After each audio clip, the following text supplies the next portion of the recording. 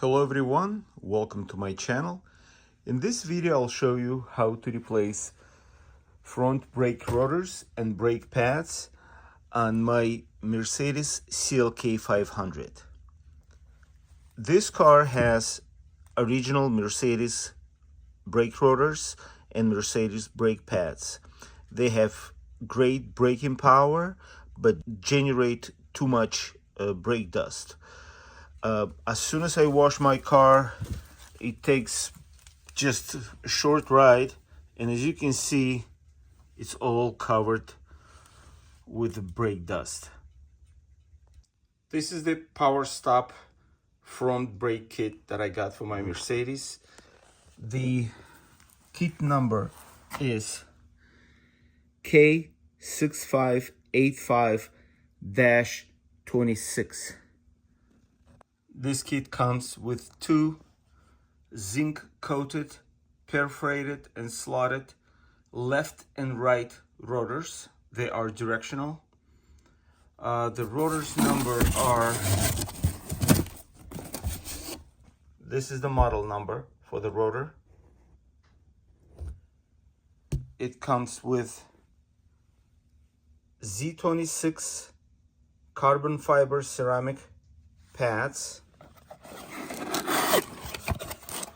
and those are bedding instructions. It has stainless steel hardware, brake pads with stainless steel shims, and lube. Also, this kit has one wear sensor. Block the rear wheel. Using single jacking point at the front of the car, raise the front of the vehicle and rest the car on the jack stands. To get access to the master cylinder, turn these two knobs and remove this cover. This is the master cylinder.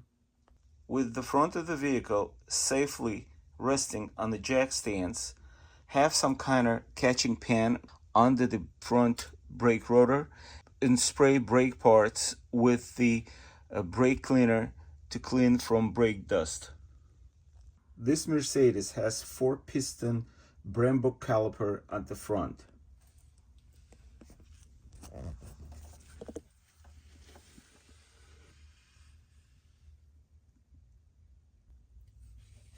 To remove this spring and brake pads, you need to remove these two retaining pins.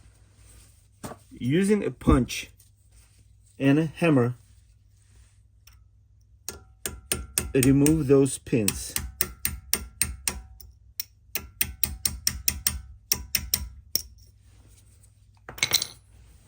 Compress the spring and remove the pin. Do the same thing with the lower pin. After both pins are removed and the spring is removed, now you have access to the brake pads. At this time, open your master cylinder cover and make sure there is room for the fluid. When you push these pistons, there is room for the fluid to get back to master cylinder.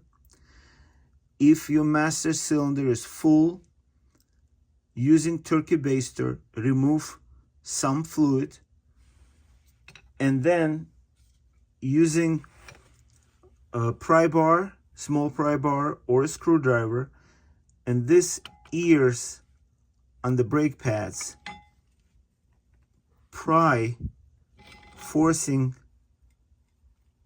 applying just a little force, forcing those pistons to get inside. By doing this, you will create more room for new, much thicker pads to replace the worn pads. And you have to do it on both sides because this is 4-piston caliper. After I finished pushing the inner pad inside, keeping eye on the master cylinder to make sure that the brake fluid doesn't overflow. So when you're done, when you finish, do it evenly so both pistons on one side would get in. Now I would block this with a screwdriver or with a wrench to make sure those pistons won't come out when I start pushing these two pistons in. Now, using the old brake pad, do the same thing. Push these two pistons in.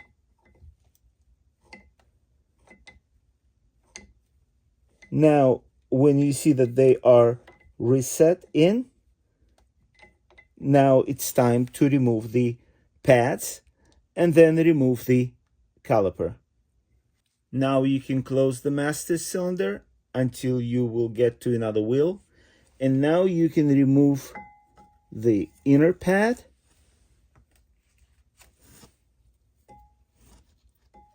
and the outer pad.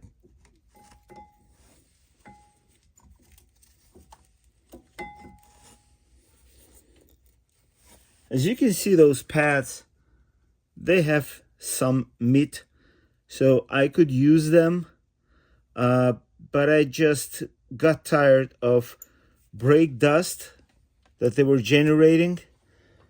And the rotor was also in good shape. As you can see, Mercedes rotors, let me get a light. So Mercedes rotors have minimum specifications for the thickness on them. As you can see, there are markings for the minimum thickness. There's a part number, and as I said, this is original Mercedes rotor. This rotor is in good shape. I measured the thickness, so it's within the specs. I didn't give me any vibration, so I could use it. But I decided, because of the dust, I decided to give a try to this power stop brake kit. I don't race this car, so I won't probably benefit from drilled and slotted rotors, but mostly I'm doing this for the look of it. I think slotted and drilled rotors look much better, and at the same time, having those dust-free brake pads hopefully will have good braking performance, and at the same time will not generate so much brake dust. I have good experience with power stop brake rotors and pads. I use them on different cars, but those were geomet coated brake rotors. This one is zinc coated. After both brake pads were removed, now you can go ahead and remove the caliper. You need to remove these two caliper bolts using 18mm socket or wrench. This one is at the top and this one at the bottom. After two caliper bolts are removed, remove the caliper and suspend it on the wire so there is no stress on the brake hose. Using a T30 Torx, remove the screw that's holding a rotor. After the screw is removed, you can go ahead and remove the rotor. Sometimes rotors got stuck. You can use a mallet or a rubber mallet. I use rubber mallet, and I was rotating the rotor and hitting in this area, and it got loose. Now you can remove the rotor. Now the next step is you need to clean this flange from the rust. I will be using wire brush with a drill to clean it. It's important to have it smooth without any rust, so new rotor will sit flush in this area. It's a good idea to wear mask and eye protection. What I usually do after I clean this area, I will apply a thin layer of anti-seize. This is how the flange looks after I finish cleaning it with wire brush. It may take time, depend how rusty it is, but do not skip this step. It's very important, and you can see it's smooth, no bumps. Very important step. After I clean the flange, I apply thin layer of anti-seize. It will prevent this flange from rusting and also will make it easier to remove the rotor in the future. Clean and inspect the caliper.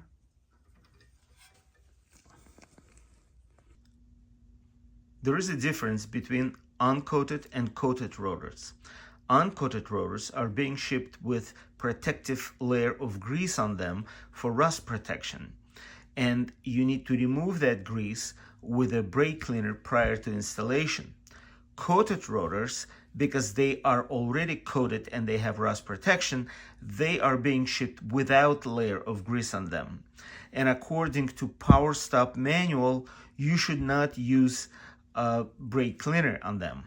They need to be washed with a mild household detergent and water and wiped dry prior to installation. I will be using Dawn dish soap with water. There is another difference. If you have, like this one, drilled and slotted rotor, they are directional. As you can see, this one has a sticker which says front driver side, and the other one has front passenger side. If you have regular, non-drilled, non-slotted rotors, those are not directional. You can use on either side. Install new rotor and reinstall the rotor screw. I'm not installing new one. I'm reusing one that I removed. I cleaned the thread and I put blue Loctite. They come with the blue Loctite on them, so I'm putting blue Loctite and using T30 Torx. You need to torque it to 8 foot-pound or 10 Newton meters. Very low torque. Apply blue Loctite thread locker to both caliper bolts. Reinstall the caliper and torque those two bolts to 115 Newton meters or 85 foot-pounds with 18 millimeter socket and torque wrench. These brake pads come with stainless steel backing plates, shims installed, and it also has ceramic brake grease that you need to apply to the backing plate of each pad, like this, and then install both pads into the caliper. After both pads are installed into the caliper, clean the pins and reinstall the pins from inside with a hammer. Also, I personally like to remove the sticker that was here, the directional sticker. It's up to you if you want to remove it or not, but just one hint: without sticker, it's very easy to determine the direction of the rotor. Those slots supposed to be pointing to the back of the vehicle. After I clean the pins, I'm going to be reinstalling pins with the new spring this kit came with. What I'm doing, I'm just putting the lower one through the spring. Make sure it goes through the pads, through the spring, both pads. And now I will install the upper one, push this spring, make sure the pin goes through the spring, through the pads, and into the hole, like that. And now I have to hit with a hammer on the back and force the pins in. This is the final result of the driver's side. The only difference between the driver and the passenger side has wear sensor. The driver side doesn't have a wear sensor. So as you can see, we have 2 pins installed, new spring, new pads, new rotors. Make sure the spring sits right between these parts of the caliper so it's flush. This is the passenger side front, and it has a wear sensor. If wear sensor is not broken, if it didn't trigger the wear signal, then it can be reused. The brake pad wear sensor is on the passenger side on the outer brake pad. I removed it from the outer brake pad. I removed the brake pad.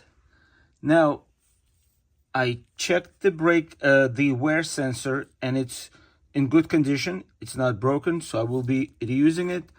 Now, to remove the inner pad, I need to either unplug the sensor. I don't want to pry those plastic clips, risking breaking them. So I will just remove this bracket. And for that, I will be using Torx 10 socket.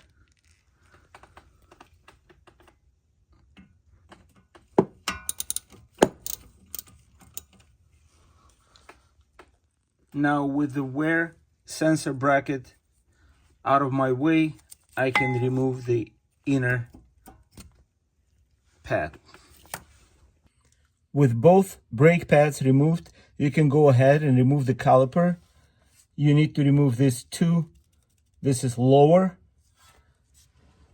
and this is upper caliper bolts using 18mm socket or wrench. Remove the caliper, suspend it with the wire so there is no stress on the brake hose. Now remove the rotor and do exactly the same as it was done on the driver's side, and I will come back when I'm going to be putting a wear sensor. That's the only difference. On the passenger side, after I installed new rotor, reinstalled caliper with new brake pads, new retaining spring, I installed both pins. Now I can install the wear sensor bracket that I removed using E10 Torx socket. It has very low torque of 8 Newton meters. Now reinstall the brake sensor into the outer brake pad by pushing it. That's it, it's installed. Now, after I completed replacement of the brake rotors and pads on both sides, I can reinstall wheels and lower the car. Then I will need to do a bedding process. Bedding instructions are on the box of the pads. After you lower the vehicle, torque the wheel bolts to 80 foot-pounds. Check the brake fluid level in the master cylinder. Reinstall the cover and lock it in place by turning those 2 knobs. Now, before driving car, you need to press brake pedal few times. In the beginning, you feel the brake pedal is soft, and after a couple of times, you will feel the resistance, and then the brake pedal will come up to its normal position. Do not drive car before you do this. It's very important. When you do this job, it's a good idea, if you haven't replaced your brake fluid in 2-3 years, to replace it at the same time. I replaced brake fluid in this car a couple months ago, and there is video on my channel how to do it. So I didn't replace fluid this time. Now, after new rotors and brake pads are installed, I'm ready to do brake pad bedding process. So bedding procedure is very important, and you have to be careful when you do it. You need to be aware of your surroundings, because for this kit, for example, it requires 5 aggressive decelerations, slowing down from 40 miles per hour to 10 miles per hour. Then 5 moderate decelerations, slowing down from 35 miles per hour to 5 miles per hour. It's very important to do it rapidly without letting the brakes to cool down, and do not come to a complete stop. After that, you need to drive slowly to cool down your brakes for about 5 or 10 minutes, and after that you can use your brakes normally. I finished the bedding process, and this is the final result. Thank you for watching, and I hope this video was helpful.